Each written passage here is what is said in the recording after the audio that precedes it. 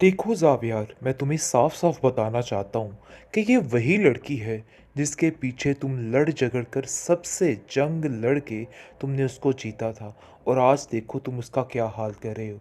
मुझे तो नहायत अफ़सोस हो रहा है तुम्हारी सोच पे कि तुम नया भाभी के साथ ऐसा कैसे कर सकते हो। वो बेचारी अकेली तन्हा ये जंग लड़ रही है। हालाँकि तुम बड़े अच्छे तरीके से जानते हो कि घर में उसे कोई भी पसंद नहीं करता है। सिर्फ दादी जान के अलावा कोई भी उसका सगा नहीं है। जिस पर वो कहता है कि तुम्हें परेशान होने की कोई ज़रूरत नहीं। तुम लोग सब मिल चुके हो और इस नायाब ने तुम्हारा और दादी जान का दिमाग ख़राब कर दिया है और आप लोगों के दिमाग पे पट्टी डाल दी और आप लोगों को कुछ भी नज़र नहीं आ रहा। अरे भाई, सबको उसकी हरकतें नज़र आ रही हैं, लेकिन आप लोगों को बिल्कुल कोई बात महसूस नहीं हो रही है। पता नहीं आखिर क्या मामला है आप लोगों का।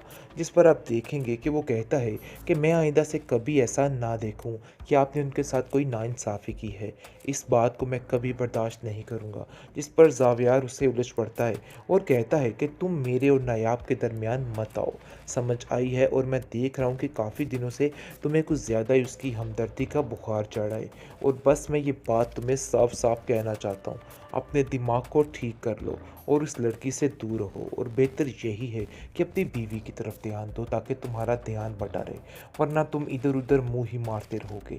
ये बात सुनकर उसको अंदाज़ा हो जाता है कि नयाब बिल्कुल ठीक कह रही थी कि ये लोग सब मिलकर शक कर रहे हैं और शक की वजह से ये सब कुछ कर रहे हैं।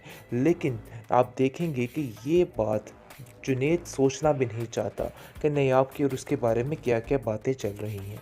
इसलिए उसको तसल्ली ही देता हुआ नज़र आता है और कहता है कि परेशान मत हो, सब ठीक हो जाएगा, देख लेना मैं सब ठीक कर लूँगा।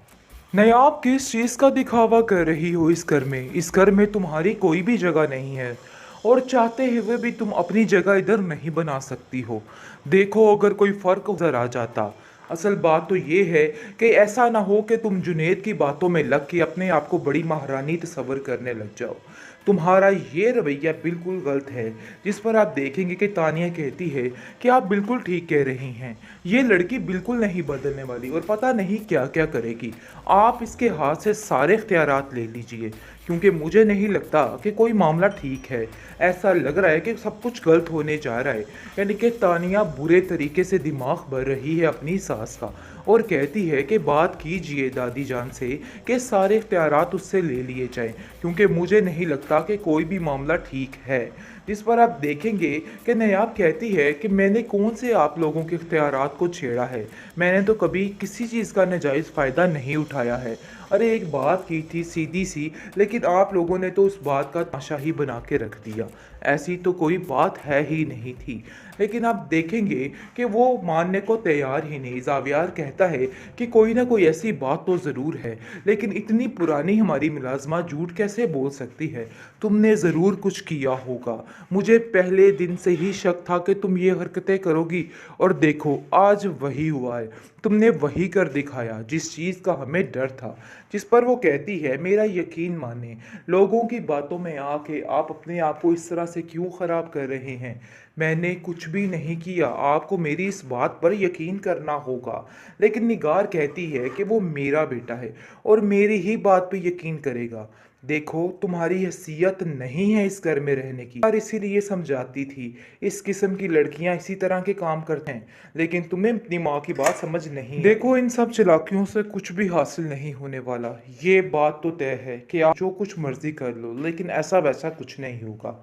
जो उसकी हैसियत है वो उसकी हैसियत ही रहने वाली है। खैर, आप देखेंगे कि नयाब काफ़ी ज़्यादा परेशान है।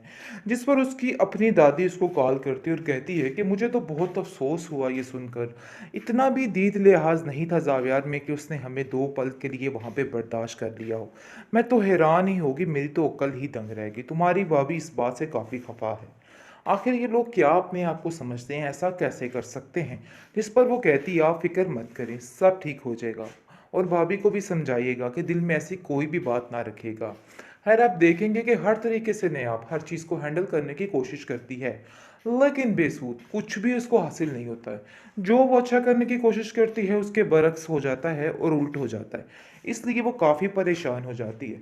लेकिन घर में उसकी दादी की तबीयत दिन ब दिन काफ़ी बिगड़ती जा रही है और ख़राब होती जा रही है। ज़ाहिर सी बात है, हर वक्त वो नयाब की टेंशन ले लेके पागल हो रही है और बार-बार यही कह रही है कि अगर मैंने उसकी तरबियत में थोड़ा चालाकपन ले आती तो ऐसा ना होता। आज जिस तरह वो धक्के खा रही है, ऐसे नहीं होना था। ख़ैर आप देखेंगे कि नायाब जो है वो दादी से कहती है कि सारे ठीक ही तो कह रहे हैं, आप सारी ज़िम्मेदारियाँ हर चीज़ अपने होल्ड में रखें या फिर तानिया को दे दीजिए। वो वाक़ई में मुझसे बहुत ज़्यादा काबिल है और वो हर चीज़ को बड़े अच्छे तरीके से सँभालेगी। आगे से वो कहती है कि ये बात तुमने तय नहीं करनी है, ये बात मैंने तय करनी है और मैंने कर ली है। जो जिसका हक है उसको ज़रूर मिलेगा। देखो किसी के साथ इधर नाइंसाफ़ी नहीं हो रही है। तुम्हें परेशान होने की कोई भी ज़रूरत नहीं। यानी कि पूरे तरीके से उसको तसल्ली दी जा रही है कि तुम इन सब बातों की टेंशन ना लो। हालाँकि बीचन जानती हैं कि सारा कुछ वो लोगों के कहने पे कर रही है। यानी कि दिन ब दिन जो उसके बदतर से बदतर हालात होते जा रहे हैं, उसको देखकर उसके मद्देनज़र वो ये सारी बातें कर रही है। लेकिन आप देखेंगी कि वो उसको समझाने की कोशिश करती है कि तुम बिला वजह परेशान मत हो। ये लोगों का काम है बोलना और ये लोग बोलते रहेंगे। इसलिए मज़ीद इन सब लोगों की टेंशन नहीं लेनी है।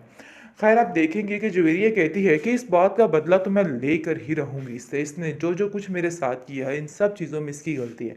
लेकिन ज़ावेर कहता है कि एक बात मैं आपको बताता चलूँ कि वो जो तुम्हारा रिश्ता ख़त्म हुआ था उसकी वजह ये बेचारी नायाब नहीं थी, बल्कि तुम खुद थी। आगे से आप देखेंगे कि वो अपने भाई से उलझ पड़ती है और कहती है कि आखिर आप भी उसकी ज़ुबान बोलने लग चुके हैं। ये बात तो तय है और ये बात हमें समझ आ रही है।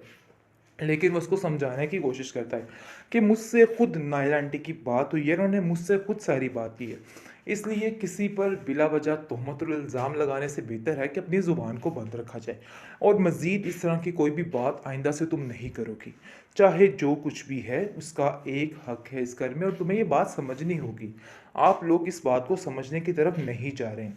लेकिन जैसे ही उसका दिमाग अच्छे रास्ते पर, अच्छे ट्रैक पर चलता है, साथ ही तानिया और निगार कुछ ना कुछ ऐसा कर देती हैं कि सारा मामला उल्ट हो जाता है और कुछ समझ भी नहीं आती किसी को।